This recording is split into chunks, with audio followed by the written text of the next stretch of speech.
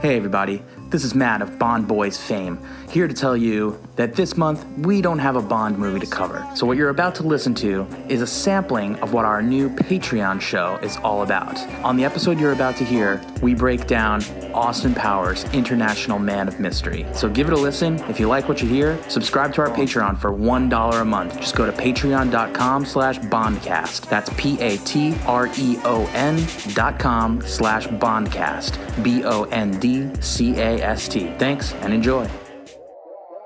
Why in the world was this movie made?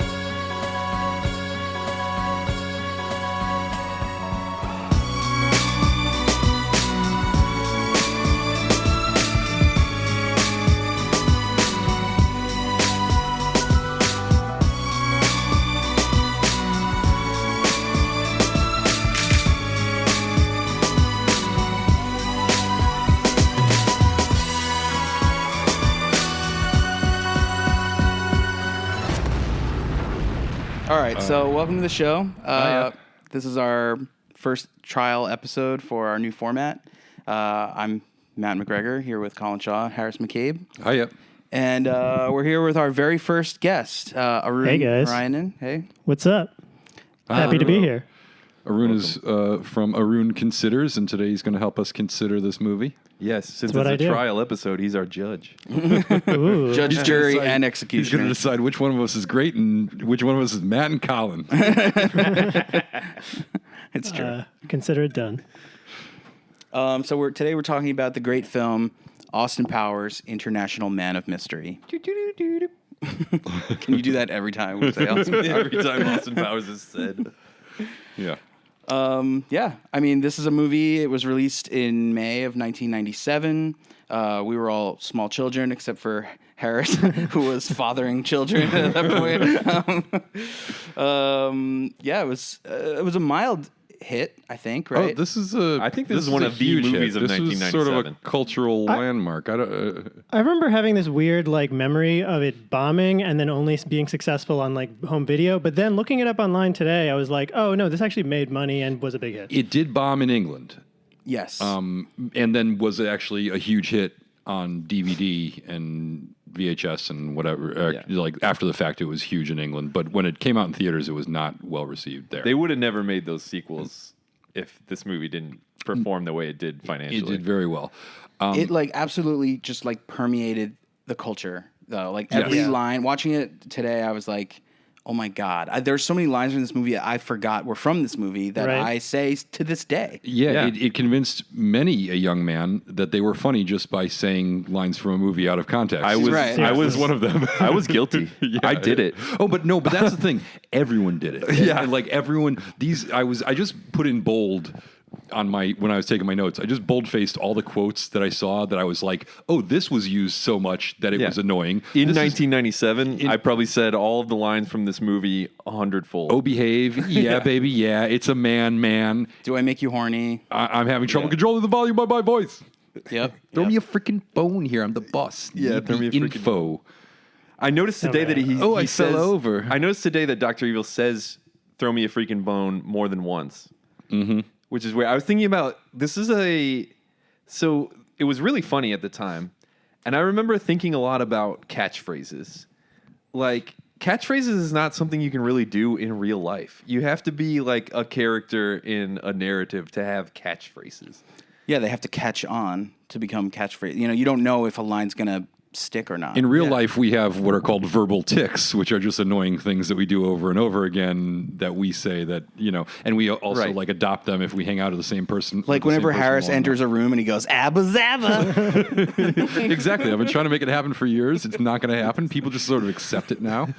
But catchphrases become annoying verbal tics. That's what happens. Exactly. If you're exposed to somebody a lot in real life. In a movie, you only see it every once in a while, and then everyone starts doing it, and you're like, oh, just shut up already. I was reminded of Borat, My Wife. That's the most recent one that I could think of. But I was thinking, what other movies have had this many catchphrases? Can anybody think of one that's more recent than that? Because that's the last one I could think of too. And I wonder if it's because there's so much content out there and there's so much media that we're not getting that same saturation of the comedy thing with the annoying catchphrase that's funny the first time you hear it and not funny the thousandth.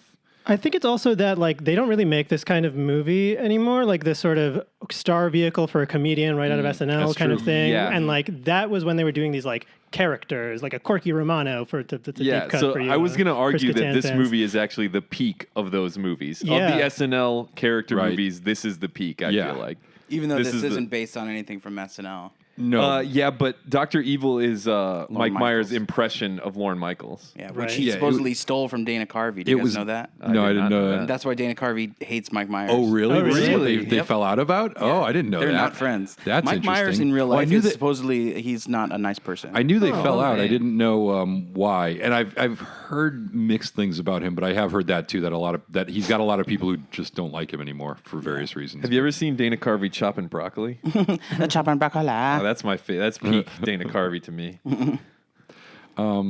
Yeah, no, I think what's interesting is that it is the sort of the mainstream comedies have died, and a lot of them have moved to streaming services, which Right. don't get the same reach and saturation. Like they get a lot of reach, but not everyone is watching the same things, so it doesn't become culturally ubiquitous. What are the like this top stuff 5 comedies of the last 2 years that you could think of, like the biggest ones? We got to think of some here. Oh, you really put See us how on hard the this spot. is to think of? Yeah, like the funniest movie of last year, even. I feel like we're in a trend right now not where think of one? writers don't try to do things like catchphrase humor. They're always looking at story arcs and character development and stuff like that, and not really going for stuff that's. I mean, many times Austin Powers is a string of sketches put together. Mm-hmm. I feel like movie writers right now are really trying to avoid that altogether. What's the last? Forget about the last couple of years. What is the last big comedy? Is it? The Hangover. Yeah, I was going to say The Hangover or 21 Jump Bridesmaids. Street. The Hangover's Something like Judd Apatow 2005, related. isn't it? Isn't it really Yeah, old? yeah, it is Which pretty one? old. The Hangover's really old now. 2008 or 9 or something, or it think might it's be earlier. older. Yeah, you might be Yeah. right. Like 6. I want to know what comedies like 10-year-olds are watching right now, because I feel like that's Right. where the catchphrases come from. I mean, Right. I was 10 when this movie came out, so that's part of it. But yeah, what are they watching? What are the kids watching? Just YouTube, I guess. It's not SpongeBob Yeah. anymore. No, I think it but is he was probably like big for a YouTube and while. stuff like that. I think it's a lot of Netflix stuff and Maybe there's I think YouTube it's TV catchphrases. stuff. Like, But there is something to what you PewDiePie guys or are something? saying, that they don't make comedies that are about kooky characters like Right. this anymore. A complaint that me and my wife talk about all the time about SNL is like they don't even really do that on SNL They don't try to do anymore. characters, yeah. It's all political jokes, and it's like everything is like impressions real. rather than like original characters. Yeah. but every I now kinda and then like they'll that do one. because the characters would just become a crutch, and then they would think the joke was the character and not Really? and not the. And not actually building something funny and unique. Didn't you in once every say that sketch. the greatest SNL sketch was Rob Schneider making copies? I know for a fact that doesn't sound like me at all. I remember you said. Also, the greatest SNL sketch is the Hank Pet Chow dog food commercial that Will Ferrell did. That is a fact. Is that the one where, where a he yells person at the eats dogs? dog food? No, that's the one where he's Hank. His name is Hank Pet Chow. and he runs a rat poison factory, and he packages it in giant bags of dog food with a picture of his husky on the front of it. He's like, "No, Shep, that's not for you. That's a rat poison." And the tagline for the thing is "Pet Chow, woof woof, Pet Chow, woof woof, Pet Chow, rat poison." He's like, so if you're interested in the high quality rat poison, just look for the bag with old Shep here on it. That is pretty good. It's amazing. It is so funny that my terrible, summary of it actually had people laughing. So that's how you know you've created a timeless sketch. was that a sketch that they repeated over and over again, or no? No, It was like a fake commercial, right? Yeah, it was a fake commercial. Okay. Yeah. Yep. Yeah, and that's the thing. Like, some of my favorite ones were like Coach Dobbs and Toonces the cat who could drive a car, and they were like one-offs. It was like this. They had this whole era where they Toonces made. they did a couple times. No, I don't think they did. No, They had- Toonces was reoccurring. I don't think they did. 'Cause He always crashes in the They end, had right? this, but they had this era. They had this one little period where they were like making fun of the reoccurring characters by only doing one. They would do one sketch of a reoccurring character, and it would just be like this thing that you were supposed to know. I don't think Toonces was multiple times. I but- think I've seen more than one Toonces, but I'm not 100% on Yeah. that. What's Mike Myers' like best sketch on SNL? Wayne's World. Wayne's I mean, World, yeah. yeah, Wayne's World is the first. I one guess that comes to maybe mind. other than Wayne's World. What else is he known for? He Sprockets. That was a good one. Sprockets, Sprockets yeah. was good. Now's the time. Oh, what was the one where he played a mentally challenged kid, which is totally not. God. It would never fly today. I remember that one. Where he's strapped to like a playground, you know, like what are those called, like a jungle gym kind of thing. He wears a helmet. Oh, and he, yeah, like, I remember that. What's that one called?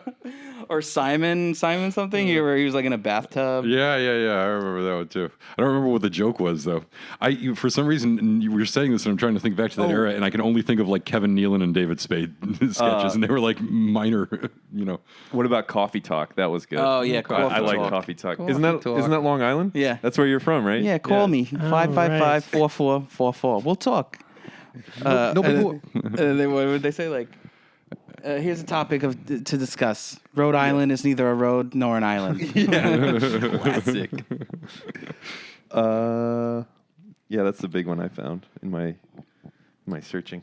So, yeah, I forgot about that one. So this movie came out when I was a senior in high school, and I think junior or senior, and I just remember that this was like all anybody would do was say these catchphrases, and at first they would always get a laugh, and then like 4 years later, I still had one friend who was still like, you know, oh behave, and doing a little pinky thing to his mouth all the time, and it was wore like a crushed velvet jacket all the time. It was like we kind of were like, oh wow, you were really funny in high school, but you actually weren't. You just said these things over and over again, and everyone was just kind of like, oh, this is really. It was an eye-opening experience that like, oh, you can't just keep going to the well that many times. But it had become part of his persona, where he just didn't have another, like, there was no off switch to it. I have a friend like that, but it was for he would quote The Simpsons all the time, and like we'd go to parties and stuff, and he would always like find a way to like slip a Simpsons line in there, and like girls would laugh, and then he'd like walk off with a girl, and I'm like, he's not funny. He's just saying lines from The Simpsons. What the fuck? Was this in your head, or were they walking off and you're literally behind them You're screaming, yelling. he's not funny? I guess with The Simpsons you can get away with it because there's so many lines. Yeah. So many lines. So many yeah. episodes. Yeah. Yeah. Yeah, I had a friend like that. And then one day we had a talk. I met him in the bathroom above the sink. You get it, Samir? Yeah. I thought you would get it way faster. Oh. No, not really. Anyways, Damn I'm it. sorry. I'm so sorry. I spoke. What have I done? Not great. You ever say something really funny, and then like a girl laughs, and then she turns to you and she's like, "Where's that from?" Oh yeah, like when it's something you said. Yeah. Yeah. I never know if I should be like flattered or it's because it's such an annoying. Not annoying. It's but both flattery and like she doesn't believe that you could have come up with Right, something yeah. that funny. And there's something that's like anticlimactic, or when somebody's like excited, and they're like, "Oh my god, where's that from?" And you're like, "I just said it just now," Yeah. and then it's just sort of like, "Oh, it was funny when I thought it was from something, and now it's like slightly less funny now that I know that it's just from you." Mm-hmm. It's like I'm not going to repeat this to people now because Yeah. because it's just something It was that you said clever, in but not that context. clever. Yeah, exactly. It's not going to be timeless. I've had that, but where it's like, I'm not sure I should admit that it's mine because this is kind of like a sick sense of humor thing going on right now, and I don't want her to think that this is my sense of humor. For one joke that I maybe took from something else, she'll think it's funny, but if I made that up, maybe she thinks I'm trying to say something I'm not trying to say. Yeah, Have you ever had that? All the jokes about diddling little kids, Colin. I just overlook them. I just try to pretend like you're not talking when you say those jokes. I'm like, I don't know. I don't really know him that well. We just do a podcast together. We've been doing this podcast a long time. How many times have I ever made jokes about diddling little kids? We edit them all out. yeah. Do you remember those like 4 bonus episodes we never released? They're just all Colin pedophile jokes. Damn it! We got about 6 extra hours of bonus content, but none of the jokes are very good. They're like more like a cry for help. Oh man. So this movie came out. I think I was in 7th grade when this movie came out for me, and you know, obviously it was a huge thing. Everyone quotes it all the time.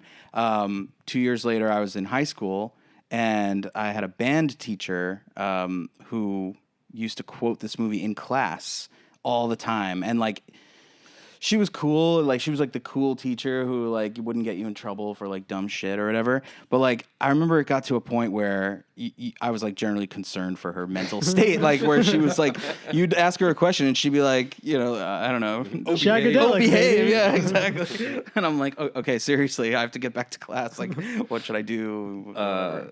Yeah, so 1997, I was 13.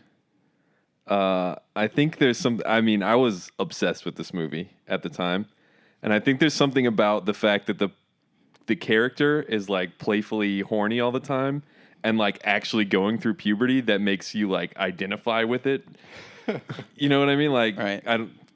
Horny is a word I just learned. Yeah, And I am it. I am it all the time. No, I have a distinct memory. The first time I watched this was in a friend's basement, like during like a sleepover kind of thing, and then we definitely watched Skinamax afterwards. Nice. So You got a little Randy. for sure.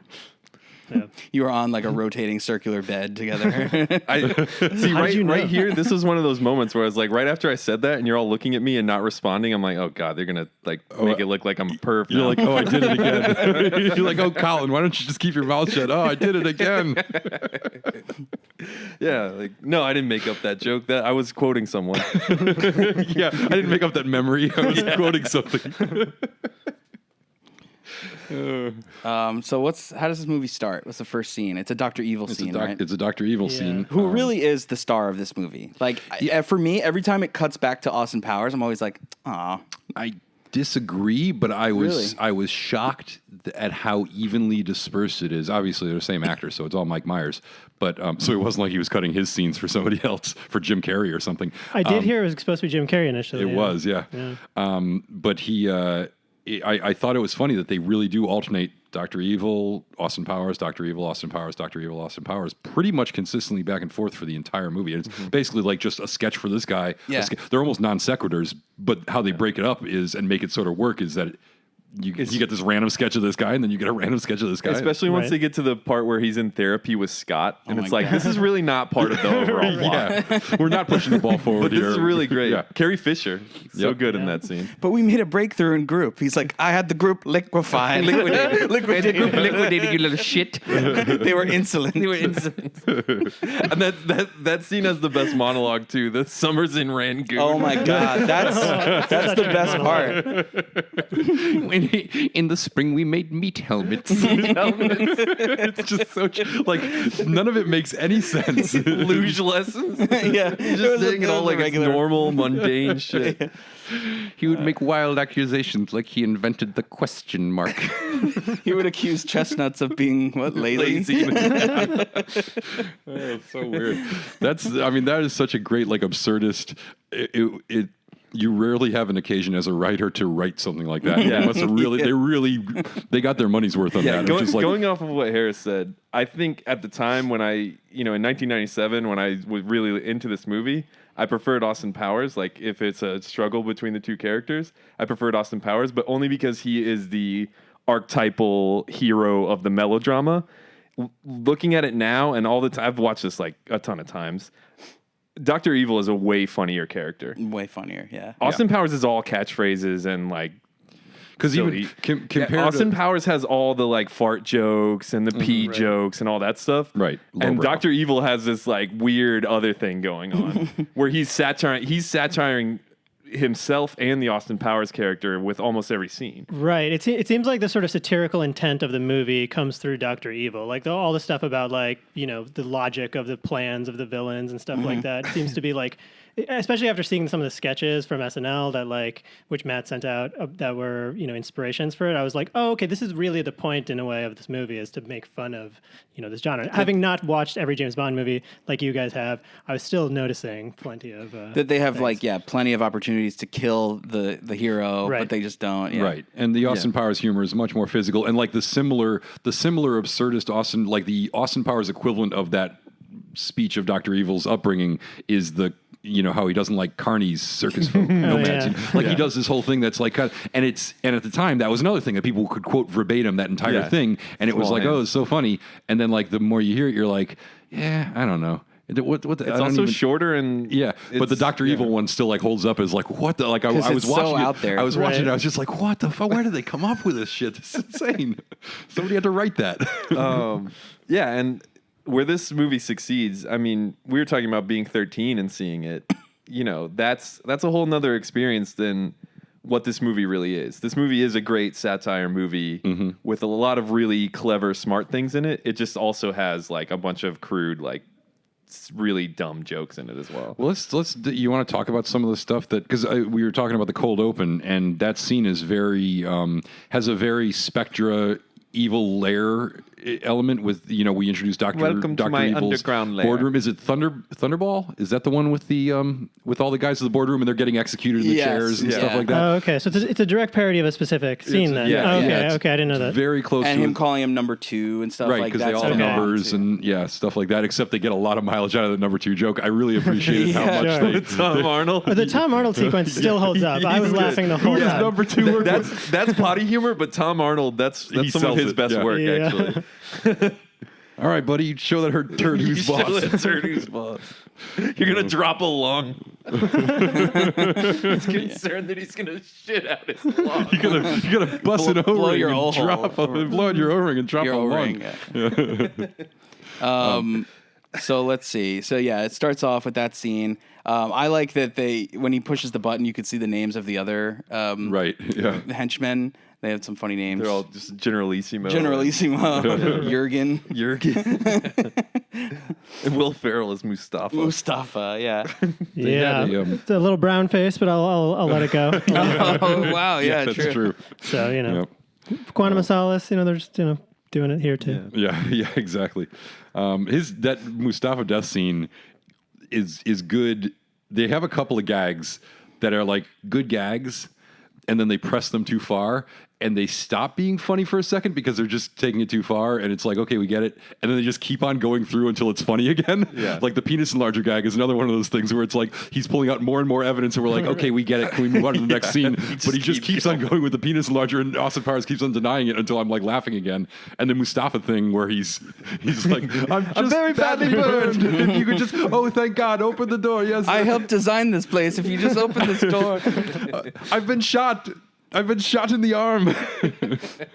Yeah, I think there's like a comedy thing that there's a specific name for that where you're talking about where something is funny, and then it like starts to lose steam and it's not funny anymore, but it just keeps going and thus becomes funny again. The commitment to it is, I've seen like stand-up things where they're testing the audience and seeing how far they can go until people are like, I don't know why I'm laughing at this stupid thing, but I went down a rabbit hole of like SNL sketches because of this movie, and I was watching some from the Mike Myers era, and a lot of them, like their biggest problem is they're like 7 and 8 minutes long, and it's one joke, and they just keep like nailing it into the ground, and I feel like they're missing that part about it like becoming funny again. It's like, oh my God, please end this sketch, Yeah. I think that's a Myers thing, though. He likes to like push it as far as he can go with one thing. Also, the scene where it ends with the villains all laughing at the evil plot, but they don't cut, and they just keep letting them laugh until it's over. And then there's another few seconds of them just standing there. They're like, settling down. it kind of reminds me of the old Naked Gun. They've had the freeze frame at the end of I think it was the Police Squad episodes. Every Police Squad episode would end with like, they'd laugh at a joke and then they'd freeze frame, but they wouldn't actually freeze frame. So if the guy was like pouring the coffee would just keep on pouring and they would all stand there as the credits rolled up. It's brilliant. So yeah, what else happens in this scene? The title sequence. It's not, it's sort of, it's very, I thought this was interesting in that it's like, I think it's as much influenced by the 67 Casino Royale and other swinging 60s stuff like the Avengers. Like we saw like an Emma Peel style catsuit from the old Avengers TV show. That's very like mod 60s-ish stuff that is not James Bond at all. Because if anything, James Bond was more conservative, stuck in the past, sort of a little The only like behind James the Bond times. part of this is Dr. Evil, right? Like I think Austin Powers is still a James Bond ripoff character. He's just an amalgamation of the idea of the 67 Casino Royale. Exactly. And the libido and, Right. And a little bit of the On Her Majesty's Secret Service kind of Right, that's true. That is it's because it's 67 when Austin Powers gets frozen. Yep. So it's almost like he went to 67, saw Casino Royale and the On Her Majesty's Secret Service, and imagined that the Bond franchise was going that to be direction. this. Right. Yeah, like rather than what it did. Because again, we saw it has influences of Thunderball and all this other stuff. But it takes most of its influences from the stuff that was before that, I think. And it's just like the the Casino Royale had Herb Alpert and the Tijuana Brass, and this title sequence is such that kind of Herb Alpert Tijuana Brass style song. And I thought it was just a fun little, like, they just had him running around the town. They do all this little choreography, and it was just really kind of playful. But they always found ways to, he'd turn the corner and then he comes around with the marching band coming back, and it was just like an inventive. It was a weird non sequitur because it's not like there's nothing inherently funny about it, and it's not spoofing anything directly from the Bond movies. Yeah, it's just silly. But somebody found a silly thing and kind of made it work. And I was very appreciative of it. I was like, oh, this is kind of fun. And there's no joke here, but I enjoy watching this, It also introduces one little wrinkle that I always thought was interesting. I always kind of wonder about is they also make Austin Powers a famous photographer. I was thinking the same thing. I was thinking about that too. Even just the fact that he's famous and is a spy, I was like, oh, I didn't realize that's such a ridiculous concept. And it was making me laugh. But yeah, I feel like Mike Myers had a photographer character, and he's like, I'm just going to put that in the Austin Powers character. It does kind of fit with James Bond being a famous secret agent, though. Right, we talk about this a lot on our Bond show. Movies. It's like everyone knows who he is. He introduces himself as James Bond all the time. When he dies, his name gets in the paper. It's like this is like the least secret agent ever. Yeah. So it's a little bit funny about that. So then maybe it's kind of playing up that in the title sequence. Yeah, I don't know if it's intentional or not, but it definitely seems like that. But they always come back to like the way he takes pictures with them, like no, yes, no, yes, yeah, and like he had a bit that he was like, I got to work this. And they here. do it in the end credits. There's a whole sketch of just him doing the bit. And also it's like the like Antonioni has that movie Blow Up, which is all about this like mod fashion photographer guy. Yeah. So that was sort of a character of this like hip fashion photographer, in swinging London type of thing. Did any of you guys notice the guy who looked like John Mulaney during the credit sequence in the opening?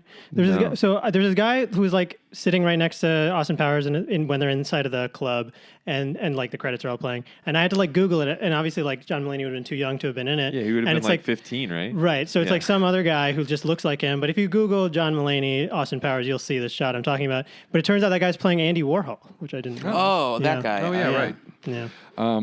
So the Austin Powers look, I thought this was interesting. There was a lot of stuff online about where they got the look of Austin Powers from and how they created this character. But it is the one that I heard was that it's based on Peter Asher of Peter and Gordon.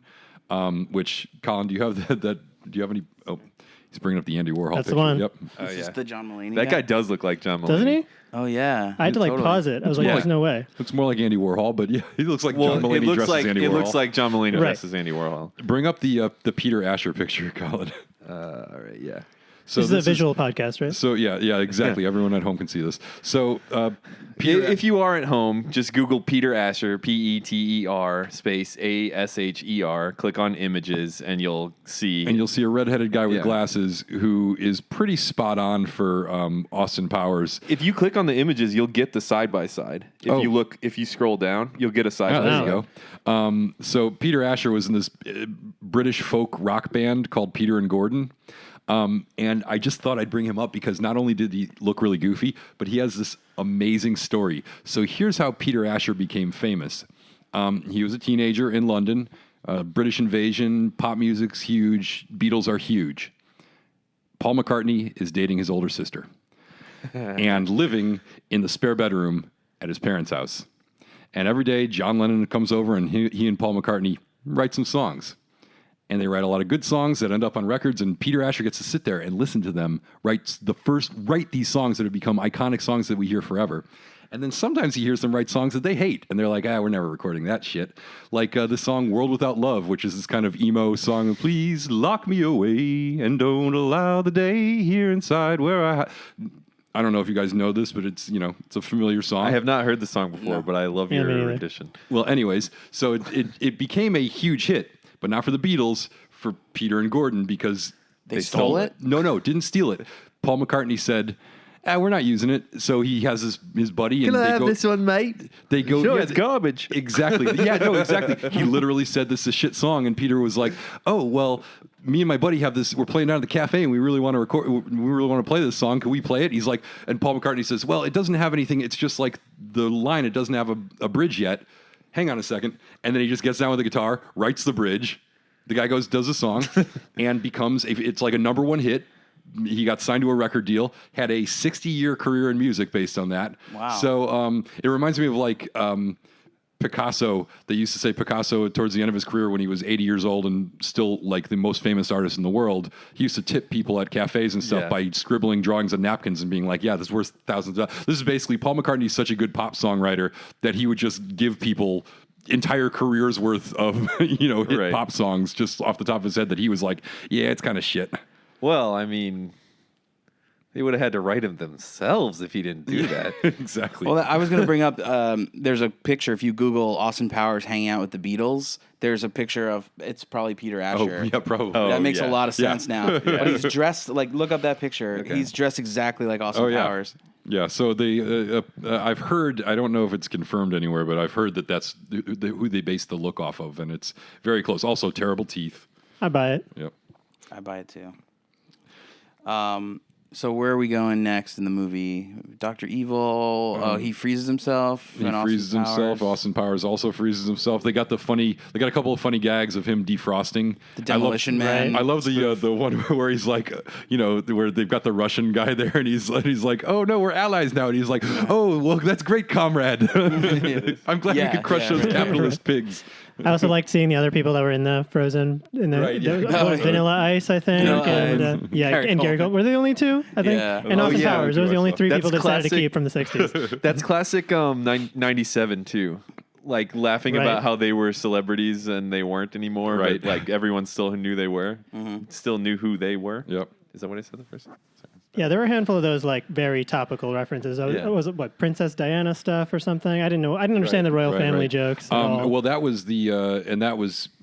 So affair. they make the gag that like he's saying Dr. Evil's got his scheme where they're going to blackmail Prince Charles by forcing him to have a divorce, and that'll be a scandal and everything like that. And they're like, no, he actually had an affair and got divorced. And that's one of the reasons. I think they actually cut that line from the British version because Princess Diana had just, between filming and the movie coming out, she died in that car accident. So they were like, ooh, not a great look. So just going to cut that one out. We thought it was funny here, but we didn't have the same attachment.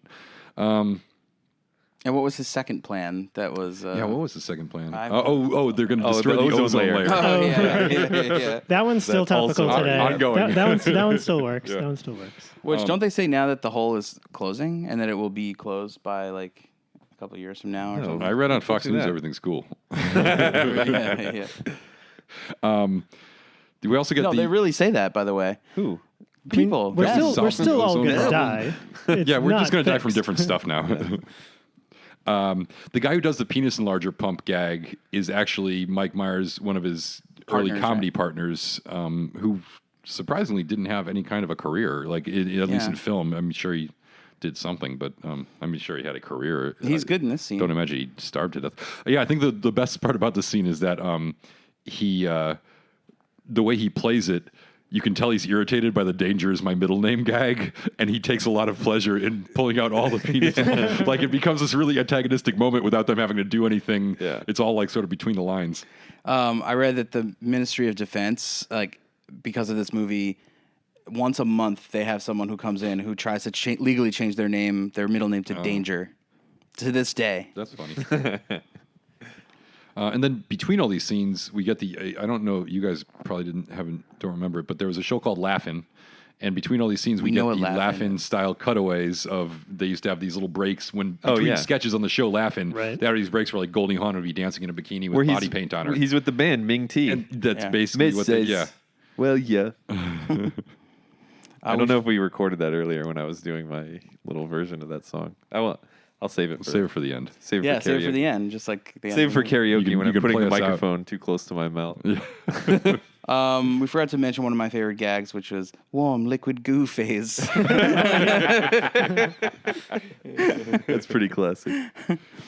And then the whole pee thing. That's The whole pretty pee good, thing. I like my favorite part about the pee gag is that they actually cut away while he's still peeing. We don't even see the end of it. Right, Like, yeah, I love it's that. just going indefinitely. It could have been a much longer. Yeah. We don't know Then we meet Vanessa, Elizabeth Hurley. She's What do you great. guys? She was peaking. She was peaking in this too. I think. Yeah. If this wasn't her peak, Bedazzled was her peak. I would say. Which was like what, the same year, the year before? really It close. was around the Same same time. Yeah, it's really close. I'll look it up. The character was written as a 25-year-old or something, and she was in her 30s at this point, and they went with it, and they should have. Yeah, she's great. Good call. She's very hot. Yeah. There were Which a lot is the of main function, really. Yeah. Bedazzled was but- 2000, so 3 years after. Wow. She was also in Ed TV. If you've ever seen that. Yeah, it's funny. She didn't. You would think she would have had a better. And of course, we never know why. Sometimes we see these people that we think are really talented and don't really blow up based on that. But you would have thought that she would have been in everything after this. This is such a huge. I remember from that era that there were a few movies that had like the female leads went on to do nothing. Right. Basically, one that comes to mind is Kingpin. Do you remember that actress? Yep. What is? I'm blanking on her name. She was on the TV show Weird Science. Yep. That was like her big Yeah. thing. And then Kingpin was like her breakout I'll say role. Vanessa Angel. Vanessa Angel. Yeah, that's it. And she was, She was great in that movie. Yeah. Huge movie. She was great in it. She did and nothing didn't after it. really, Yeah. Yeah, Elizabeth Hurley, Bedazzled, Passenger 57. Oh yeah, I remember that. She played the not Halle Berry, the other. Played the stewardess. not Halle Berry. Well, here's the most I'm important not fact happy. I have one important fact about Elizabeth Hurley was that she was married to a guy named Arun for a very long time. What? And not Was only it you? Not only was his name Arun, his last name is very similar to mine. It's Nayar, Nayar. So it's Arun Nayar. This like It's like Indian the dude. abbreviate. It's like your Yeah. stage name. So, It's like yeah. four It's less not you? syllables. And I wish it was Are me, you but it's sure not. it's Wait, is he related to you? No, no. And you're not- When your Why are when you your last related to names aren't Tables? different, but your first names are the same, it doesn't mean you're related. Why are you winking when you say this? I feel like you're That's not lying how to it me is with the now. Collins. All the Collins are the same family. I don't know if I've said this before, but every time I meet another Colin, we always ask each other if we're 1L Collins or 2L Collins. And if we're 1L Collins, we're like, Right. yeah. It's like the that's Sarahs right. with an H and the Sarahs without an H, who will one day go to war and Yeah, one side exactly. will win. I But feel like we two- know which one's superior. 2L Collins Not to- is a I'm last sorry. name. 1L Collin is a first name. Right. But, that right? But my some first name people is a do. last Some name. people do it as a first name. What'd you say? My first name is a last name. That's true. You can. Yeah. It can be done. True. No, I'm sorry if we have any listeners out there that are 2L Collins. Ignore but this. go to You're hell. sorry for them. I'm just sorry. But go to hell. No, but the 1L Collins, we got like a secret club. That's not so secret now because I'm talking about it, but we do. Yeah, you're We going to do get have a drummed out. secret. You're going to have to change your name. We Just don't give away the handshake. The handshake's just like a normal handshake. shut up. We have the secret club that's not so secret, but it's still kind of secret. Yeah. yeah. So then Dr. Evil introduces Frau Farbissina as the founder of the militant wing of the Salvation Army. I forgot about that joke. Once again, Dr. Evil, the funnier part of the movie. Yep. She's great too. Oh, she's really Did you notice good. as he's introducing the henchman, Random Task gets Odd Job's exact introduction, like identical, everything about it, him knocking the head off the statue, everything. No commentary, no variation, no spoof. It's just replacing one ridiculous weapon with another. And his and name. random task with odd job. Yeah. Yeah, which, yeah, exactly. which are two synonyms. It's just basically saying, look how stupid this is. We're not even going to do anything funny with it. We're just going to do exactly what they did, and it's funny. But again, the stuff they chose to satire was from all pre-67. That's like true. they were very good about taking the influences and like very much like if you went back to 67 and imagined that Bond went in a different direction and it's Austin Powers. On a sadder note, the guy who plays Random Task got into some shit. Crazy story. Yes. Yeah. He apparently tortured a woman in the 90s and wasn't caught until 2008 based on DNA evidence. And then while he was in jail, he murdered his cellmate and got additional time in 2017. So he is going to be in jail for a while. Yeah. Dear God. That's crazy. And didn't have a lot to do in this, really.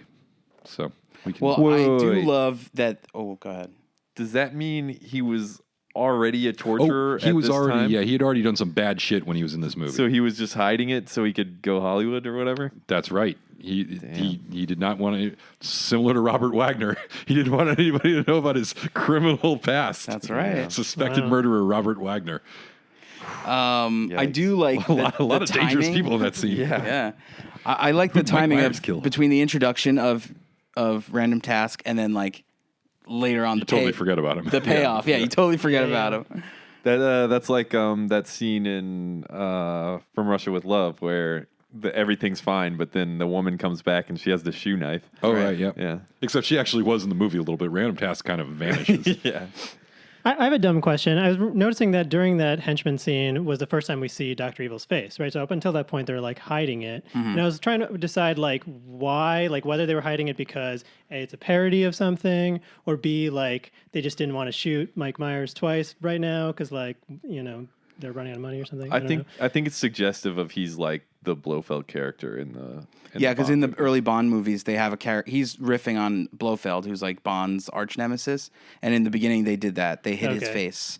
It was like a big deal to finally see his face. Yeah, because like 5 the movies first in. couple of appearances of Blofeld and of Spectre, we don't see like they're not the main villain. They're like manipulating the main villain. We see the cat first. They use the cat as like a right. Okay. And even in later, when they lost Blofeld, they actually had like sort of they shot the one with the guy in the wheelchair where he attacks him with the helicopter. Oh, we we agreed not to talk about that. I know, it's so stupid. But they basically sucks. they kill him off in one thing where once again you can't really see his face. So this is sort of a recurring thing in the Bond movies where either you see Blofeld's face all the time or he's like a mysterious guy who you're only seeing the back of his head. So I guess they were Gotcha. sort of But playing I with think that. in this movie, they play it off as like it's a joke reveal that it's Right. actually Yeah. Mike Myers, Right. as if people didn't know that. Maybe, I think as a maybe the kid- first time when you were watching it. Yeah.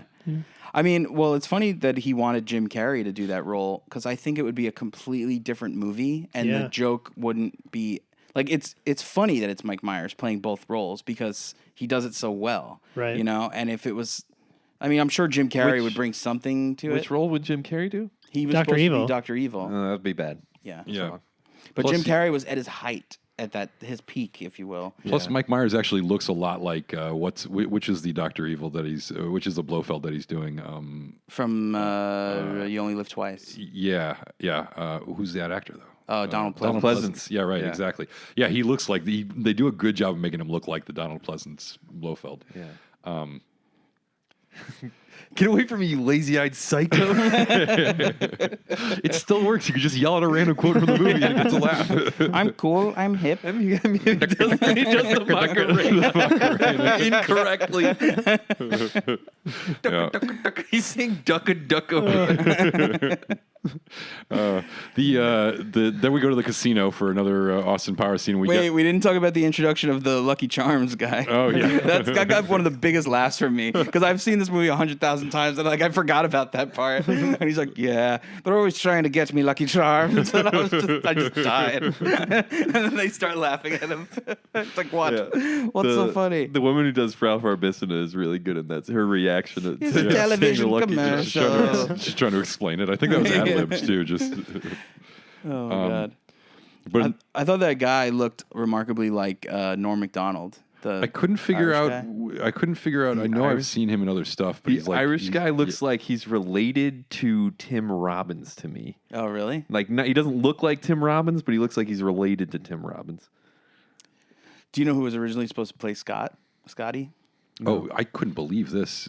Colin Quinn. Colin Quinn. Yeah, the that's joke insane. was supposed to be Oh, that that he's he's, like, an older? adult. Yeah. Oh, that would have been good. Yeah. That'd have been funny. I can't picture it though. Seth Green kind of killed it. So Yeah, Seth Green Yeah, did I like really him a good. lot in this. Yeah. But Colin Quinn, like in his like Brooklyn accent, like imagine him like just being Yeah, like exactly. Yeah. It would be a very different character. They'd have to change the character a lot. You know, obviously yeah, it's yeah. the same character, but, But it would've been Colin interesting. Quinn being really mature but acting really immature sounds hilarious to me. Yeah, Colin Quinn's one of those guys who like just he was such a bad fit in so many ways for so many things that he did, but he always just Colin Quinned his way through it. That's Yeah. one of my favorite gag from SNL was when they did the Joe Pesci show. And he would play Robert De Niro in that, and then they have the time when Robert De Niro actually shows up on the show, and he's like, "Who are you supposed to be?" And he's like, "Colin Quinn, remote control." Yeah, you know, You know what Colin Quinn's in? The Brotherhood of Collins. Oh, He's a single L. single L. Okay, good. That's right. Good to know. So clearly a long lost relative. So yeah, the casino. Oh yeah, the casino has one of my favorite jokes in the entire movie. Same. Where the guy's like, he's like, there you are. Hey, do I know you? No, but that's where you are. You're over there. That I was thinking about that. That's one of those lines that people would just say. Yeah.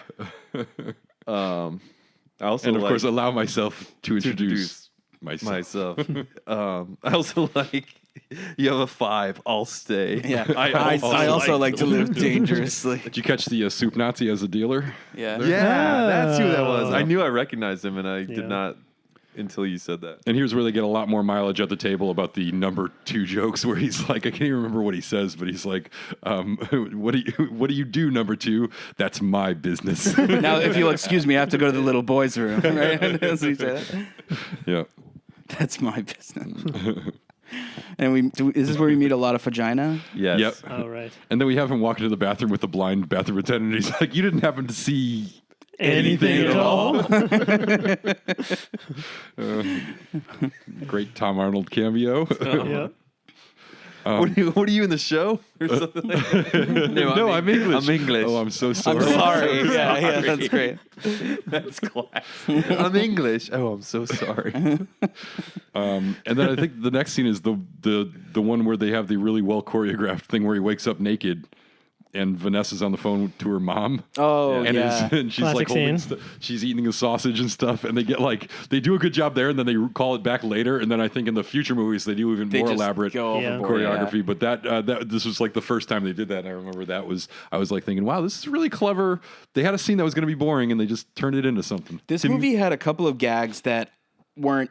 I didn't realize weren't added until the second movie. You know, like Mini Me Yep. Right. isn't in this at all, and the whole gag when they see something in the sky, Right. You know, and Yeah. they're like, It's "It looks like a giant." Yeah, and they yeah. cut Right. away. I thought that was from this movie too. They have a little bit of he's like, what's on the radar? It's Big Boy, sir. Yeah. Oh, he's back. Actually, they've Boy always never been left. offering good food at competitive prices. In some ways, they never left. And he's just like, "Shut up." R.I.P. Clint Howard. He's dead. Yeah, didn't he? I think he died a few years ago. Oh, I didn't know that. Clint Howard's the radar guy? Yeah. The other guy's dead too. Charles Napier. Oh yeah, yeah. He's from Silence of the Lambs Yep. and some other stuff. Damn, that's sad. Silence of the Lambs. Oh yeah, he's got a great. He gets his face. That's Hank Pembry. Hold his hand. Tell him he'll be okay. Yeah, yeah. Yeah, the naked scenes where they hold stuff in front of their privates is like way not as funny to me anymore as it was the first time. And I noticed for the first It's time, real like if you tired. look at her eyes, you could see her looking off screen to like see the monitor. So Yeah, she yeah. knows, like, She spends the entire time looking off camera. Yeah. But and also if you see the scene later where she's naked too, she's got red tape on her boobs, like just huge red electrical tape, and you can see it constantly, like it's always coming out from under things. And I was like, why didn't they use a little flesh-colored pasties like they do in every I other didn't movie? notice it. I didn't was- either. It was really funny. Go back and look again. And I was just watching couldn't those believe. boobs like a Well, hawk. this is shocking, Matt, because you are the nipple police, Yeah. and you missed the fact To that my you could credit- not possibly see nipple in To that. my credit, I had to watch the movie at work today secretly, and I watched it like it was like this tiny in the corner of my screen. I hope so your in case my employers boss aren't walked- Yeah, Patreon did your boss subscribers. listen to this? I hope not. You could be getting in trouble. Well, that's one less person you can recruit. Yeah. He's a big James Bond fan. But yeah, those nudity scenes were definitely built for like 10-year-old audiences. I think. Yeah, like I it's feel like not- that killed it for those I kids. don't know that they were ever funny. Although some of the penis joke where she's eating the sausage and stuff is kind of funny, but like I don't know that it was so much a joke as like I just appreciated the choreography and that they Yeah. worked out interesting ways to do this thing and push this gag a little The farther. setups and the blocking and all those marks Yeah. they had to hit Yep. And perfectly. timing, yeah. And the They timing. rehearsed a lot. Yeah. They had to. And got very I frustrated. still many appreciate times. that. I've Yeah. just, Yeah. I've seen it a bunch of times, and it's just You're not not as laughing at funny it. anymore. You Yeah. know, Right. I thought it was funny the first time, obviously. We have an appearance of a huge laptop with a dial-up modem, an AOL, and a very grainy video from Basil Exposition. And then he doesn't know what to do with it, so he like Right. shuts it awkwardly Yeah. like a book or something. I remember those laptops. They were giant. It probably weighed about 50 pounds. Yeah. They kind of both overdid and underdid the whole he's been frozen for a long time and is adjusting to life here. You know, like Right. they could have gone a lot of ways with that, and they could have done less because he's also just like a silly, ridiculous man. Anyways, so I it feel like doesn't they struck a good balance where it's just like a handful of jokes. Basically. It's not the point Yeah. of the story. Yeah. matter. Yeah. It would have been a real drag. But it's that part is not so much the jokes. That's part of the actual like story arc of Right. Austin, like learning that he has to deal with. I do appreciate that they spent so little time on that aspect of it, of like, you know, like, because they could have been like, hey, we really need this character to make sense and be meaningful and blah, blah, blah, blah, blah. And they were just kind of like, no, he's a man out of time.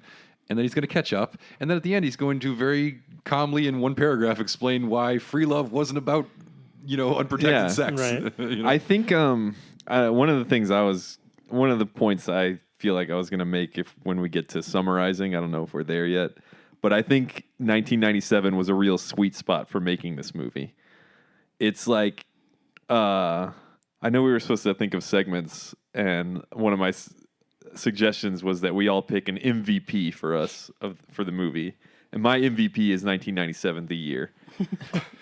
Already cheating at your own Why? segment. You just came up with. Why do you feel like 1997 is the sweet spot? It's a sweet spot. Like it's exactly 30 years from 1967, which makes it really convenient. Also, 40 years from 1957. It's really which is also Whoa. neat. It's really convenient for the writing, though. They're always like, "Oh, it's been 30 years. You've been frozen for 30 years." They like, you know what I mean? It's a nice round number for the writing. That's true. It's also If it had come in Please tell me you have more than this. If it had come in No. out of 1998, they would have had to say 31 years. It would have been very confusing. You know I'm right. Stop it. Also, at this time, 97, for like us as young people, there was this whole retro craze thing going on, where even people like were wearing bell bottoms. yeah, people, and it was more than AKA that. Jenko jeans. It was more than that. Right. Well, no, but yes, and no. Not just wearing Jinko jeans, but also wearing like more traditional bell bottoms that looked like the old ones. And also Jinkos were bell bottoms. They just also had the whole weird They weren't ass hip part huggers. going Yeah. on. Yeah. But there was so many influences in like the Teenagers were doing drugs in 1997. yes. But the style, like the fashion style, a bunch of the marketing and like merchandise of stuff. I mean, I remember like the style of this movie was part of a style trend that was going on. Not just because it was trying to be like 1967, but because in the late 90s, a bunch of people in style were looking back at a bunch of 60s and 70s stuff and reusing it with a twist. Like the Nirvana Unplugged thing where Kurt Cobain's wearing the crushed velvet suit. Sort of. Okay, bad example. Yeah. That did not happen. And he would finish every song by asking the audience, "Do I make you horny?" Have you ever seen Josie and the Pussycats, the movie? No, Did but not I'm come aware out in of. 1997. I know, but it's part of the same time period, and it's very much like we're taking a bunch of cues from like 60s and 70s style stuff. I feel you because like the Spice Girls were really big. Yes, in and that was 1987. very much in the same. Yeah, maybe Yeah. maybe it was more of a ladies style thing. Spice Girls movie was very like a Hard Day's Night kind of, Yeah. knockoff. They ride around on a thing, big yeah. red double-decker bus. I remember with the Okay, Colin, flag I on thought it. you were completely insane as always. And as always, you're only mildly insane, and there are elements of your So argument that far, I'm only mildly insane so far. Well, I mean, there's something to that because, like, I was reading that for years, Mike Myers has been saying that he wants to do a fourth one, and I wonder, like, would an Austin Powers movie be as successful today as it was back then? I would say no because movies like The Love Guru are very much just kind of Austin Powers sequels, and that wasn't successful. And at the time when this movie came out, Mike Myers was also at his peak. He had just done Wayne's World 1 and 2. He had done. He did something else. Did Shrek already come out at this point? Not yet. not think yet. so, Shrek, no. I think, was 2000 or 2001. So just coming off even Wayne's World and Seth SNL. Green was having a moment. Actually- Seth Green was having a moment. Yeah. I love Can't Hardly Wait. Yeah. I don't. That was his it's breakout. a little irrelevant, but I love No, I that think movie. That was, yeah. I think it's relevant. Matt, who is your MVP? Oh, geez, I didn't have a chance to think about this. Well, think fast. Should have. I think the MVP is,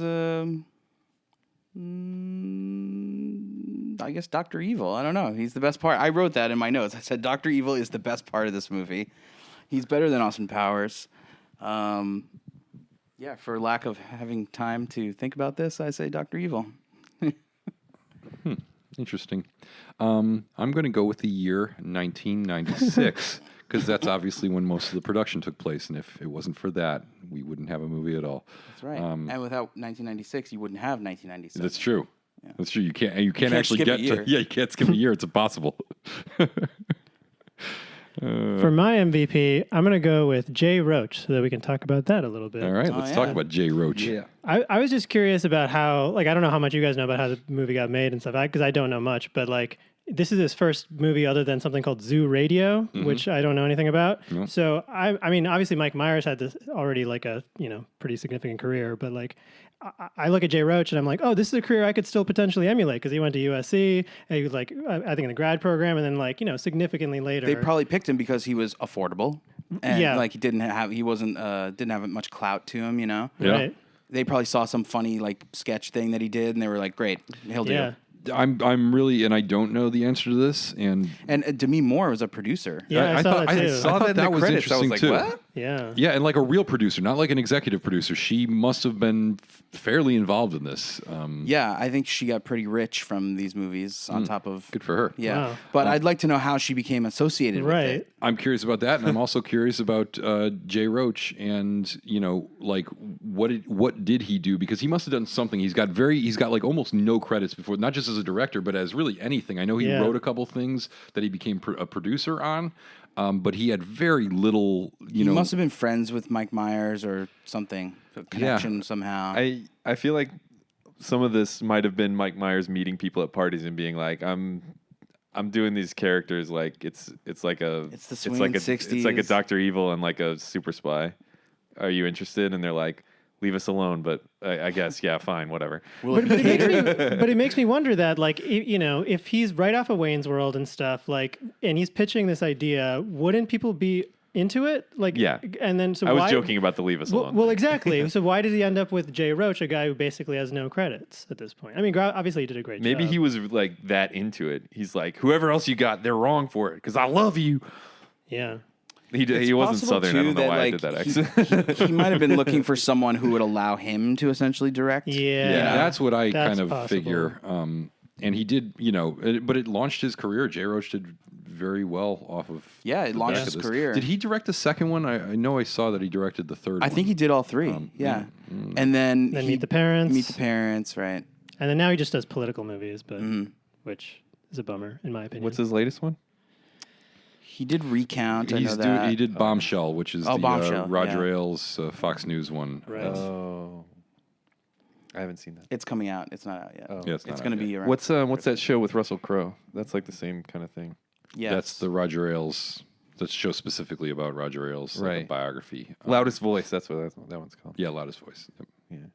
But the Jay Roach one's a documentary though. No, the Jay Roach one is a drama. It's more about the women who brought him down, the women at Fox News. Who, I get it. Have you guys ever seen So I Married an Axe Murderer? Yes, I was going to bring that up. Yeah. I like that movie I like a it lot. too. That's a great movie. I That's haven't totally seen underrated. it, unfortunately. Oh man, And that is interesting too because you were that's the talking movie about he did right before this, right? before Wayne's World. That was like his first. No, really? I think he did Axe Murderer before he did the Wayne's World. Yeah, I do movies. too. I'm pretty sure he did. And I like that movie a lot. And going back to what you said, like, could they make an Austin Powers today? And maybe not because the Love Guru might be I think you a should stop using blueprint the for it. Love Guru as an example. It wasn't a very good movie, even independent of everything. But I think Love Guru, that it's a though- blueprint for the idea of speaking making of brownface. a fourth Yeah, Austin right. Powers. Right, yeah. No, yeah, seriously. But like that movie is very much, I feel like, the setup. It has a bunch of the resources that would be the same as making another Austin Powers movie. You know what I mean? He's the lead actor, and he's gonna get this level of talent to be in it, and they're gonna spend this much money, and it's probably gonna have a similar story arc and a similar production budget, production setups. A lot of it's Dumber gonna be idea. similar. Yeah, I mean, I think like as far as the public is concerned, probably Love Guru just is the same shtick, But I wonder if like people have gotten over it by now because Love Guru was a while ago now. But I did remember when I went to IMDb, I was like, the four movies that they listed the 3 Austin Powers movies and Love Guru for Mike Myers, which to me is absurd because it doesn't include like Wayne's World or Shrek or anything. Mm-hmm. So like Love Guru is that big, or he chose to put it there. Either way, it's like high enough in the public consciousness that like I don't know if it would help his case to make a 4th movie. Yeah, it's Yeah. very weird. It's like when they bring out him and Dana Carvey to do Wayne's World, like they did like an SNL like 45th the year or whatever. anniversary. And like every now and then, like at the MTV Awards or something where they like truly don't belong, they'll bring out like they've done it before with like other actors to like have them do a sketch that they did 40 years ago or whatever, and it's like, ooh, you sit there and you're like, ooh, And they're not doing the characters again. They're just putting them in the makeup and the wigs again and making them say, their this old lines. And making them act like it's 30 years ago and they're much younger people who, on jokes that weren't. And you're more kind of remarking at what exhausted they then. look like than like what they're saying or doing. Mike Myers did make a pretty solid effort to transition into serious dramatic roles. That's He was true. in, With 54. And then he was in... He's in Bohemian Rhapsody, right? Yeah. I haven't seen it, but He's had many... he's in Inglourious Bastards. He's made somewhat of an effort to Robin Williams' way out of these comedies. These but, are all basically cameos we're talking Yeah, about. Except exactly. for Well, 54 was the bigger one, but... character actor parts. I remember I have a good 54 story. Me and my friends, a bunch of guys, we all went to see 54. Like as Mike Myers fans, we thought it was going to be like a funny movie. oh, God, you didn't read anything in advance? We were in 8th grade. We didn't even know what Studio 54 was. Oh man, I've never seen that. Did they do a bunch of cocaine? Yeah, that's Yeah, like the I whole figured. movie. That's basically, you just did the plot summary in under 2 minutes. If I remember correctly, it's PG-13. Wow. So it's like not even as hardcore as like I don't think there's nudity. It's like it's just a bland retelling of like a time that was really cool. Studio 54. Yeah. Also, Mike Myers like made a documentary like not that long ago. I feel like he spent a long time on that, and then he's on the Gong Show now. Does sure anyone he's watch the doing Gong stuff. Show? Is that still on? There's like a reboot of it that like started a year or two ago, but There's like so many he channels. hosts it as like another character. Right, Like, but is he's- that still on? Yeah, it's still on. Oh, Yeah, okay. I mean, I used to work for Disney ABC, and we had to, so I know it's still on. Don't doubt him when it comes to the Gong Show. This man knows his Gong Show. It'd be funnier if you were like, I'm the #1 fan. I love the Gong Show. I've seen a few clips, and it's still pretty funny. I run the Gong Show's social media channels. I like the. It's still any one of the judges is allowed to hit the gong, right? Yeah, Yeah. I like that concept. yeah, it's fun. It's like because you can really hook 2 people, but then that third one is like I'm gonging you. Yeah. So you guys were close. He did Axe Murderer the same year that Wayne's World 2 came out. So he did it like so it was. between Wayne's World 1 and 2. I guess that makes more sense because I guess it would probably be harder to get Axe Murderer made on its own. As coming as off still of an Wayne's SNL World, guy. yeah. Coming off of Wayne's World, it's a little easier. I do love. I think So I Married an Axe Murderer is maybe the funniest of all of his movies. Oh wow. I'm a big fan of that one. I think it's a different style. It's for me, it's that or Austin it's Powers, not- but they're both close. Austin Powers has a lot of mini sketches inside of a plot. Right. So I Married an Axe Murderer has a little bit of that, but the story is the main Yeah. the main thing driving of it. force, yeah. It's the story is one big. It's like a mystery, Mm-hmm. which makes a bunch of jokes. Yeah. You know what I mean? The I love the ambiguity makes I love it's the funny. Anthony LaPaglia character who's like his sergeant is too nice to him. And he's like, haven't you ever seen the movies where they're like, come on, you gotta be a little rougher on me. And then at the end, the guy's like, I can't even remember the character's name, but he's like, you think you can do whatever you want? Well, you got another thing coming. Now you get to that desk, and he's like, I appreciate what you're doing here, but not right now. Yeah. I like the dad character who was played by Mike Myers. Yeah, it's played by Mike Myers. love- Move. Move. Looks like an orange at the end of a huge toothpick. and he plays the Sputnik. bagpipes. Yeah, the dad character is really funny, and I also like. That's where he learned his fat bastard accent. I was just thinking that as you were saying it. Is Fat Bastard the second one or third one? The third one. Okay, because I also noticed that the second one got like a nomination for best in makeup. at all. Oh, you're right. No, he might be in the second one. Okay. I think he was in the second one because I don't. Yeah, he's in the I think I've never seen more than a few scenes of the third one. And The third one has Beyonce. Yeah. Yes. Yeah. And Michael Caine. as The his second dad. Michael one- Caine, yeah. Oh, I have no memory of the third one. one. Second one is who is it? Who plays the Heather Graham. Heather Graham? Yeah, Heather Graham with and- that Corvette Yep. with the American flag paint job. Yeah. American Woman. And Lenny Kravitz coming back hard. I feel like Heather Graham is a lot more memorable than Elizabeth Hurley. Yeah. If you compare the two movies. That's true. I feel like they're equally memorable. I mean, Elizabeth Hurley did marry an Arun, so Yes. More True. memorable for you. yeah. True. So let's wrap this movie up. Where are we at plot wise? Oh, I was gonna say I really love that you actually see him do beat poetry in So I Married an Axe Oh Murderer. yeah, Harriet. Yeah. Her name? Yeah. She stole my heart and my cat. And I love the Wayne's World movies too.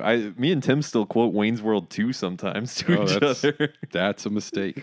No, it's not. It's good that you found each other, though. I got a speaking of quotes, though, I've got a question. Men come first, women come second. Is that I feel like that's exactly the that's quote in- from You Only Live Twice. That is, yeah. From the bathing scene. Yeah, from the bathing scene. So they're like not only mocking that scene, but they use the exact quote and they says, or sometimes not at all. But I'm sure that he watched the movie, and said that Does joke, he and then he's say- like, I'm putting this in the movie. In the Bond movie, does he say sometimes not at No. all? Yeah, I was No, gonna no. say. I'm like, that's a little raunchy. yeah. Oh yeah, on other like quotable lines and stuff. The other one that I kept hearing when I was a kid was a shh thing. Oh yeah. Oh, yeah. That I got remember so Zip annoying. It when they come back with it and they do Yeah. Zip It instead. Zip It was really big too. Yeah. I thought the steamroller gag was pretty good. Have you ever seen the outtakes of like when the henchman gets run over by the steamroller, which is a funny gag, but then they were going to cut away from that into like his family and his wife at home waiting for him to come home and like Seen talking that. about their lives together and everything like that. They It's do. They hilarious. did it for the guy who gets his head bitten off by the sea bass. Yeah. They show his family too. The ill-tempered sea bass. That's another one. Like sharks with freaking laser beams. Right. Are they ill-tempered? So many that's a lines. good Freaking start. bone here. Yeah, the therapy scene. I have that is the best scene in the movie. Oh yeah. Actually, the boy is quite astute. I am trying to kill him. Yeah, see, this is what I'm talking about. He's quite wily, like his old man. I love after he says he's quite wily like his old man, he gives him a look and like an expression, and then he changes the expression because he's like, oh, I'm not supposed to like do that in this context.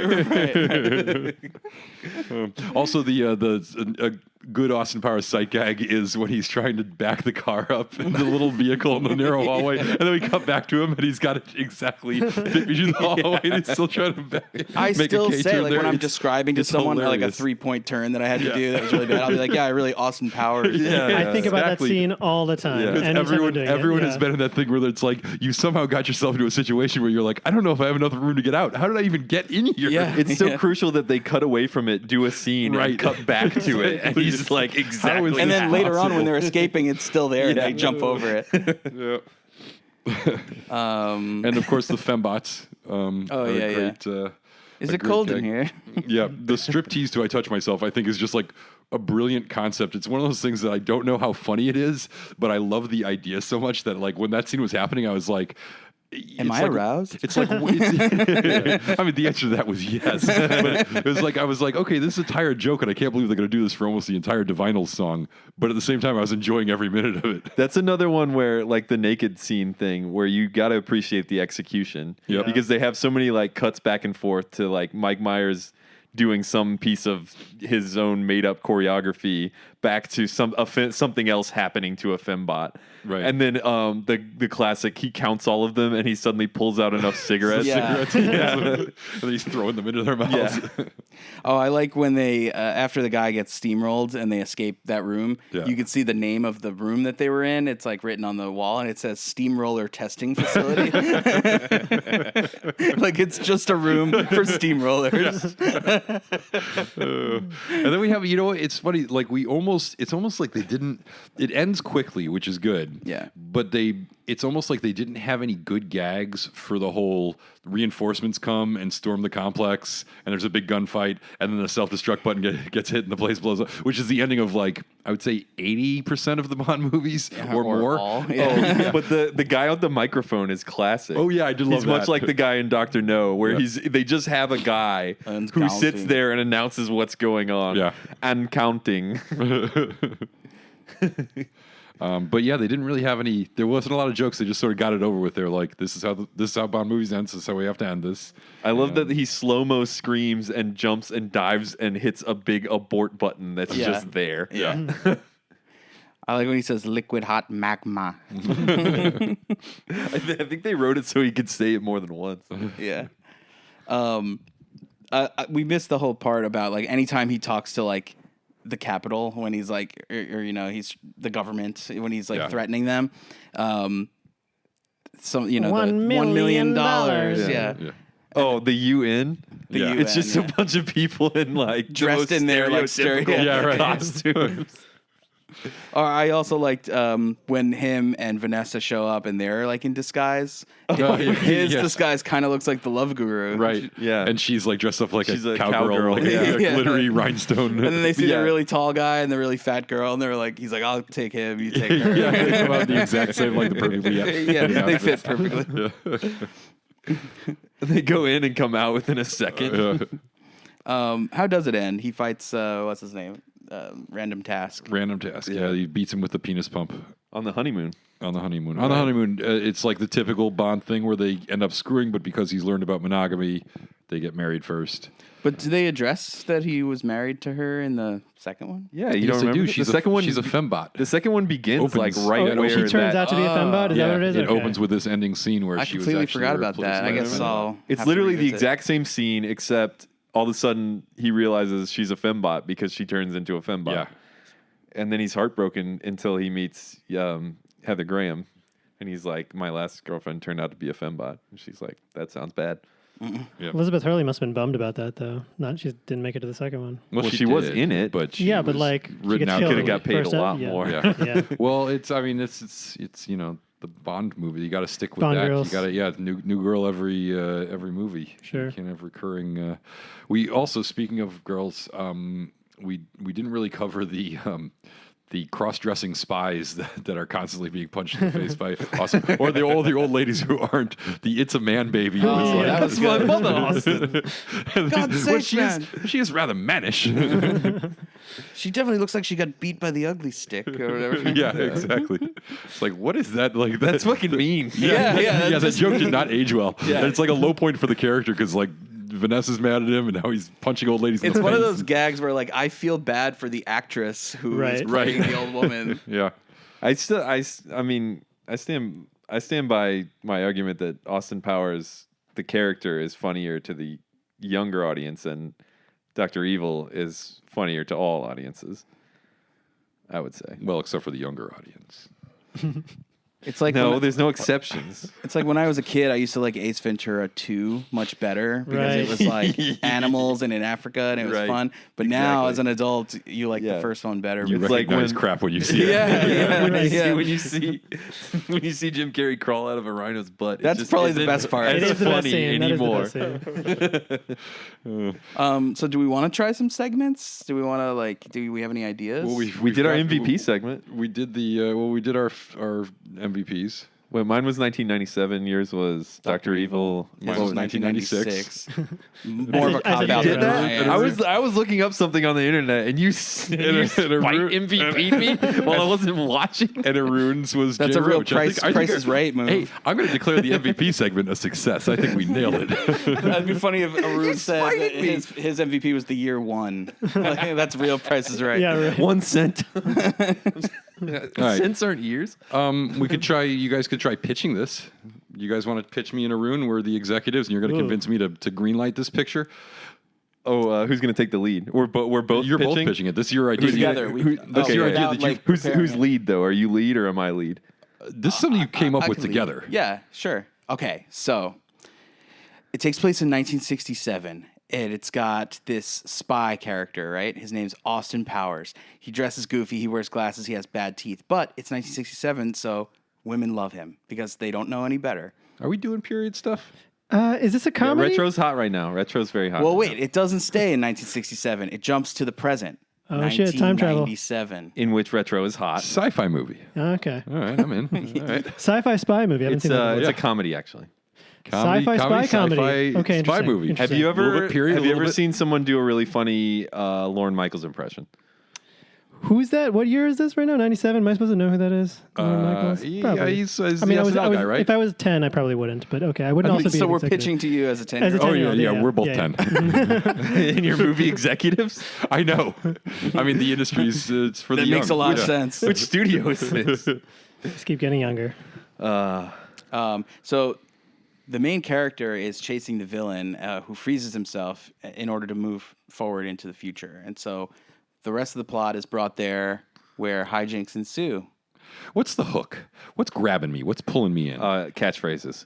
So many Catchphrases. catchphrases. Catchphrases. Okay, now you got me. You can sell a lot of merch off catchphrases. Let me tell you right like, now. Swedish-made penis enlarger pumps. Yeah. Okay, You can okay. put "Yeah, baby." The Swedes actually make the best ones. You can put "Yeah, baby" on every product you can imagine. yeah, baby. Yeah, baby. I'm It's not got a really ring to hearing it. I don't know. I'm not- Yeah, baby. Ooh, See? ooh, that's good. Yeah, I get see, that. he's All getting right, it. all right. Okay. Yeah. All right. So how does it end? How does it wrap up? What's the big finish? You got a big ending? I mean, these things have to have kind of a knock me out of the park last act. The villain or gets else away we'll- so we can make a second one. Oh, perfect. Nailed it. Yeah. These guys are good. Yep. Yeah. But not before a shoe is thrown across a room. Okay. Huh? Okay. I don't know. Who throws a shoe? I'm not honestly. We're not thinking really, about getting a really attractive woman, like maybe an Elizabeth Hurley. Type. An Elizabeth Hurley type. Or her. Could we do it with Vanessa Angel? I think she's available. She's available. All right. Well, whoever's available. All right. Sounds good. And we can make this film for $1 million. Oh, well, And then no problem. You guys are starring in this? Oh, wait, I'm sorry. No, we need more money. Than Yeah, that. we need $100 But you guys billion said we're good already, so we'll take the check now. Yeah. All right. Well, I think we got a green light here. Congratulations, guys. Awesome on making your powers. movie. International Man of Mystery. We're on board. Really carried us in that. He's not lying. All right. That's great. That actually worked out well, I think. So 2 segments down. You got anything else, Matt? What was the one that you came up with that was... How would you watch this movie? Oh, yeah, that's good. Ooh. Movie pairing. Yeah. a What would movie you pair pairing. this movie with? Some fake glasses, maybe? too I'm not into the distracting. costume stuff. Yeah, no, that's not good. Ooh, a circle bed that spins? Oh, Circle Bed that Spins. Yes, that's Right, a right. must. And then Skinamax afterwards. Yeah. Yeah. There you go. I do think this would be better with some kind of alcohol. Yeah, what's What's the drink If of you were to Austin make a Powers? drink out of this film, what would it be? I don't want to say a martini because I feel like that's very... Is it like a They drink choco, like an champagne a apple couple teeny? times. Oh, yeah, like an apple teeny. Like or a so martini like a fruity parody? martini, yeah. Yeah. They have champagne multiple times. They have champagne on the top of the double-decker true. bus when He they listen to does. Burt Bacharach, Yeah. and he breaks the third wall or the fourth wall and says that Burt Bacharach is there. And again, when later that night, she's like, "Come and have some champagne with me in the bed." Mm-hmm. When they don't have sex, she falls asleep, and then he goes to a lot of vagina's house. That's good. You've Oh, mentioned- and they drink sake. That's right. So Oh, a sake, yeah. maybe is there such a thing as a sake champagne cocktail? Champagne sake There bombs. is now. Champagne sake bombs. Oh, I love it. Champagne sake There's nothing bombs better than sake on a bombs. circle bed. Yes. Austin Powers. All right, nicely done. That is the ideal way to watch this movie, and ideally be a teenager too, because I think that helps. But Yeah. Yeah. I enjoyed it as With- an adult. An erection. Brought on by a Swedish penis enlarger. Of course. Well, cool. Is that the end? I think so. Do we give our final take on this bad boy? Do we give it a license to watch? Can we do that, even though it's not? Well, maybe one way we should look at it is like we're looking. I mean, obviously we can't fully do this yet because we're looking into this entire franchise, but already it has franchise material that it's like obviously it's got long lasting. I want to interrupt you right now. I want to always do license to watch. Yeah, I think that's a good idea. Like, forever we and can ever. carry that over. I want to for give sure. people a license to watch this. I Don't don't think we take need that to away give it a from me. double O rating, but I will give it a license to watch. If you or- don't let or me not, do it, so. I'll feel like you've taken something away from me. I'll throw a fit. Yeah, we have to carry over something from. Yeah. Well, we all did enjoy this one, so is it fair to say that Yeah. are we unanimous? Oh yeah, License to definitely watch. license to watch. All right, good. But from the franchise perspective, do we want to discuss that or no? I've got so many questions about this whole thing about franchises and what exactly our motives are and our goals. But I think it's definitely an excellent start to the franchise. They left it open ended very intentionally, and I feel like it's hard to judge a franchise based on the first entry. because franchises don't really become a thing until it's not a franchise until you have a second movie. Right. Yeah, I'm sure they thought the same thing about the Love Guru. Yeah, they definitely were setting this up for a franchise. Mm-hmm. I do remember the second one having like even more of a, I don't know, buzz about it when it came out than the first one. I think so, yeah. Like I feel like it really exploded as a franchise when the second one came out. It almost did like a Batman Begins Dark Knight thing. Yeah, like, totally. Batman Begins came out. It didn't really it did okay because it's Batman, but like it did better in home video. People like rediscovered it and were Right. like, "Oh, wow, this is cool." So I remember having that argument about which is the better Batman, the Tim Burton Batman or Batman Begins when that was out, because that's like people were like, it's that good that this actually might be as good as the Batman that we all love from 1989 or whenever the Tim Burton one came out. And then but it wasn't like everyone saw it. And then The Dark Knight came out and was like this hugely popular Batman movie, which then had a sequel that people were like, oh, it's even better. And then everyone saw The Dark Knight. I knew a lot of people who didn't even know about Batman Begins, or they didn't know that it was the first one in the series. They thought The Dark Knight was the first one. Right. Well, because also the way they made Batman Begins, I feel like if they'd never made any more, you could like believe that was like a prequel in an alternate universe to the Tim Burton movie. It was like a standalone kind of Batman. Yeah. It could be a standalone Batman movie. It wasn't necessarily setting itself up for a franchise, Right. even though that was the plan. Right. Yeah. Yeah, no, it definitely didn't have I mean, it was nowhere near what The Dark Knight was. But I think that the fact that they had a well-reviewed, popular movie that actually was a hit to come out before The Dark Knight. There also is a special kind of hype you can only get from having a successful movie. Right. You know what I mean? Yeah. Right. And that's why faith that there's you've done it there's once. this like mystique and allure to making this type of movie now, that the studios really just want them all to be that, Right. because you cannot recreate the marketing you get from the hype of making one good movie. You can't buy a tent pole. Yeah. It just has to happen. Yeah. I mean, you can try. People spend money on them all the time, but they don't all land.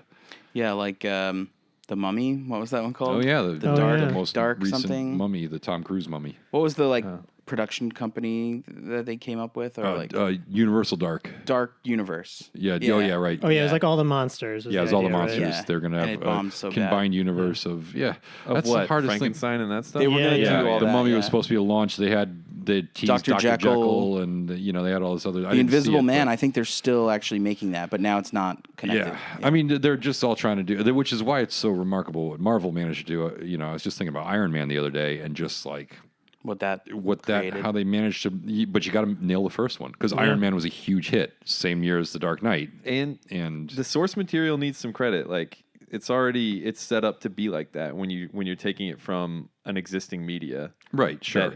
That story wise is basically formulaic for making franchise. But think about this, though. You're not making franchises in that case for the nerds that follow that stuff. You're not making it for people who are obsessive comic book readers. You're making it for the general public. And the general public doesn't like all that weird, stupid shit that's in the comics, which is why you sort of have to decide what you keep and what you leave out. And Marvel has done a great job, to their credit, whereas sometimes DC, and even when they're creating these other universes where you're trying to create a shared universe, sometimes people haven't figured out their rules, or what's too dumb for the general public to swallow.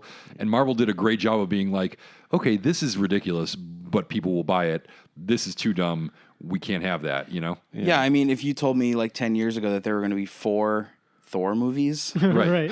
you'd be like, what the fuck? If you had told me after the second Thor movie that there are going to be 4 Thor movies, I would be like, Jesus, Yeah. really? Come Yeah. on, man. I do think all of us, even like the general masses and stuff, have a little bit of an unhatched nerd in them that they just need to find a certain thing to nerd out or obsess about, or whatever, and they don't have the accessibility for comic books, but you can take some of the same elements and put them in a movie, and all of a sudden that's accessible to them, and they're able to nerd out about it, or whatever you We're want to talking call about suspension of disbelief, and you deal with it anytime you're in any fictional world, even one that's grounded in reality.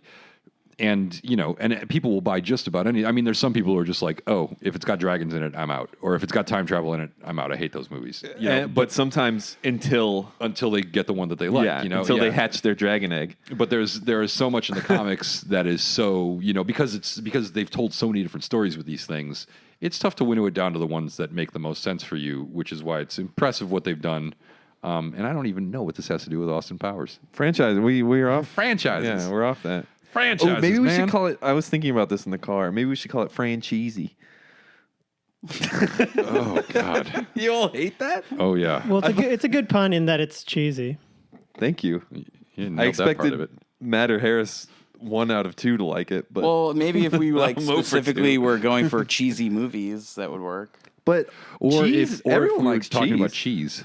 Everyone likes cheese. Like if it was a cheese-themed podcast that Or also if like covered we were movies. guys who dissected franchises while eating cheese. Or if we were guys who dissected franchises while playing Parcheesi. A lot of How do you Can we play do that? that? Can we do that? Arun, what do you think about that? about Parcheesi. I've never played. Have you thought of a good name for our For podcast the yet? podcast. I don't fully understand what the thing is that you guys are The doing. thing that we've been Harris doing for the also last doesn't. 2 No, hours. no, I mean, No, I don't either. So I'm with you. Well, Why I'm am not I sure. here? well, so based on Austin Powers, my guess was you're just like trying to organically shift into movies that like maybe James Bond takes you to Austin Powers, maybe Austin Powers takes you to another Mike Myers movie. Our Or vague idea, more now spy we don't want to stuff? get too into Q branch territory here, but our vague idea is that we want to do, sort of continue with the franchise thing with different franchises.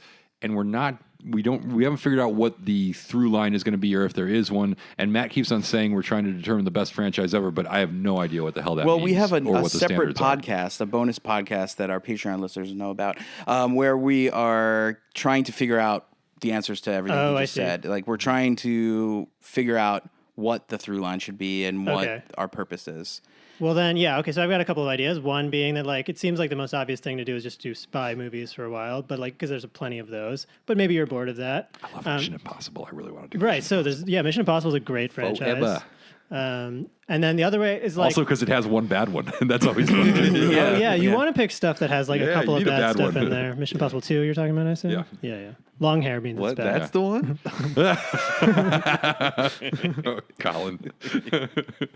See, so this is my random idea. I should probably save this for Key Branch. Maybe we should just record Key Branch now. But this is my idea for like blowing the franchise thing up and throwing it out the window because I had an idea that I liked even better, which Matt's, I don't even got to look at him. So I could already see the look of disapproval on his face. But I thought it would be fun to do. I want to do a podcast where it's called You're Gonna Hate This. And basically we each take turns every week picking a movie that we think at least one of the other people is just gonna fucking hate. And we make them both watch it. And then That's pretty good, actually. Because I guarantee you, Colin, you would pick one that you thought I was gonna hate. It would be like one of my favorite movies from childhood. Yeah, but I could also say that I probably would pick one that I really didn't think you guys were gonna hate that much, and you would just be like, we're gonna murder him. I think that would be hilarious. I think people would listen to that. I think that would be a good podcast. Matt's a good wild card on Yeah, on exactly. these. That's what I was gonna say.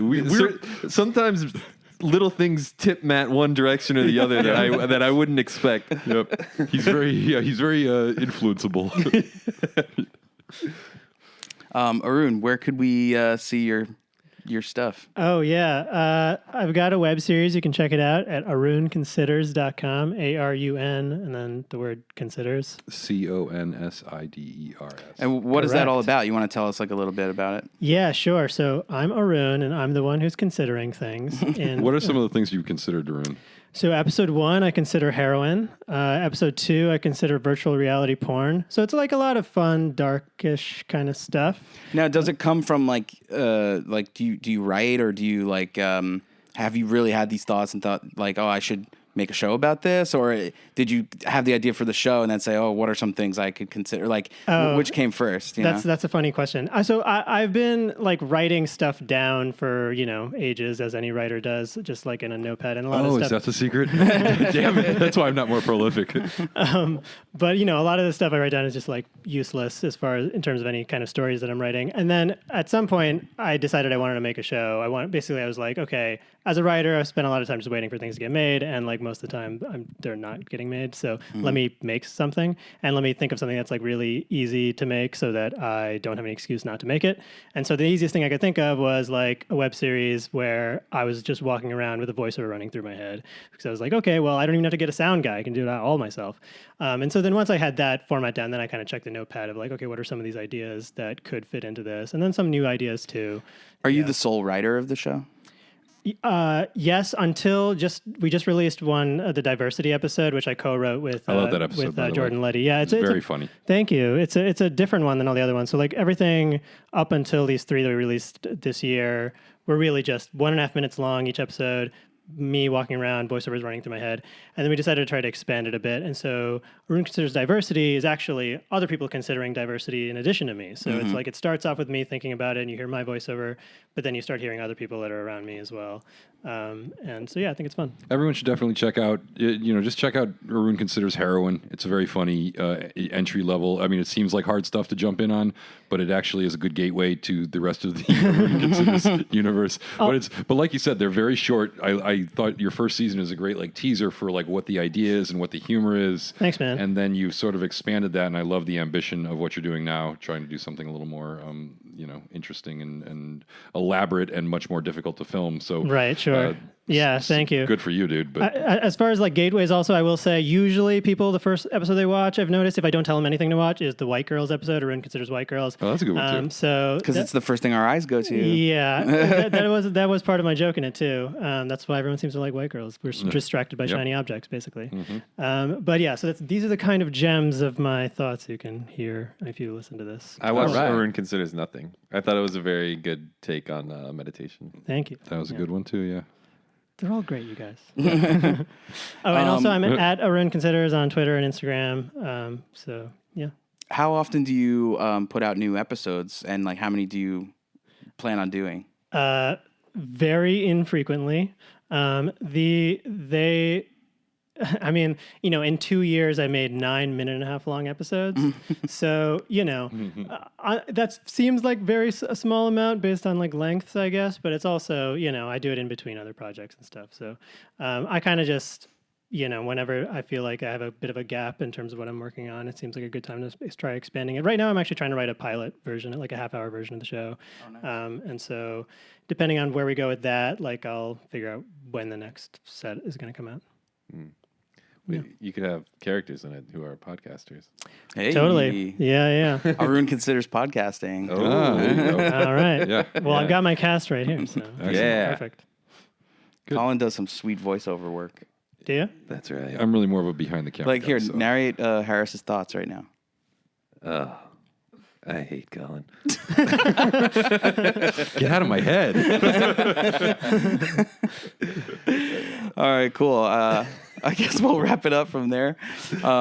Thanks for listening to our first new episode of Thanks for having me as your first guest. I really appreciate it. I feel honored to be the first guest. This worked much better than I thought. I mean, we usually just yell over each other, but I think having a guest in the studio made us feel like we have to behave ourselves. Better, yeah. In our private meetings, Harris has for a long time been very anti-guest. Also, I don't mean to reveal something that is. Well, I'm glad to prove you wrong. I stay anti-guest just because it doesn't seem like there's enough air in the room for the three of us sometimes. Yeah. But it also kept Matt on his toes. He didn't fall asleep once this time. He was very engaged the entire time. It's more like just keeping us on the honor system to be on our best behavior as podcasters. If you want to just like put a picture of me on the wall or something. But look disapproving. Yeah, sure.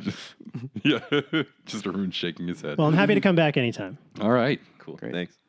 All right. Well, yeah. Thanks for listening. Patreon subscribers, we love you. And I think that's going to be my new sign off. Yeah, just tell people I love them. I love you. By the way, listeners, I love you.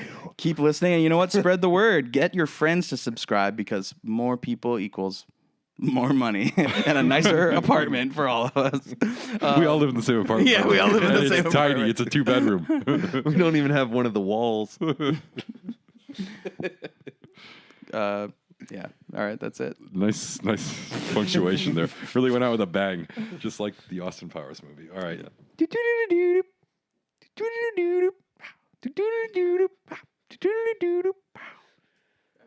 thought you were going to do the other side. Werner.